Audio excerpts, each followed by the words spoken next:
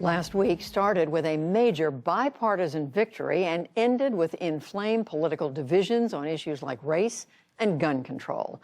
Amna Nawaz brings us analysis on what to expect this week. That's right, Judy. Major advancements for the Biden agenda on COVID and the economy were almost eclipsed by a controversial verdict in Wisconsin on Friday. Where does that put the president and his White House going into this holiday week? With me to discuss is Amy Walter of the Cook Political Report with Amy Walter and Tamara Keith of NPR. Welcome to you both. Nice to see you. Thank you. Let's just start where we left off there, Tam. I'll begin with you. The interview with Governor Christie there, a lot of prescriptions about the way forward for the Republican Party. What did you make of what he had to say?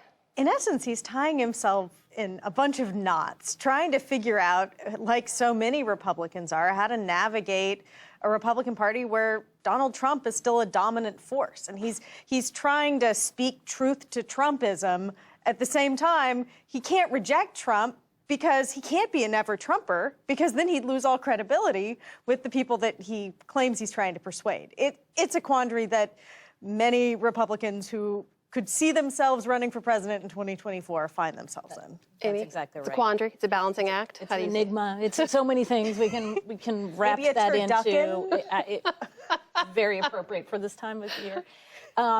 But in essence, what Tam is saying is totally correct, which is trying to find Trumpism without Trump is what he also seems to be saying, which is you can keep the policies that everybody loved. Just let's leave the conspiracy theories and the tweeting and all of the behavior stuff that people didn't like, leave that on the cutting room floor, except that part of who Trump is what made Trumpism appealing to a lot of voters. And so that's also the challenge for Republicans, because it's not just about policy. It's not just, well, we liked taxes and judges and things like that, so as long as I do that and also have Trump's maybe endorsement or have maybe a little bit of what made Trump special, I can succeed.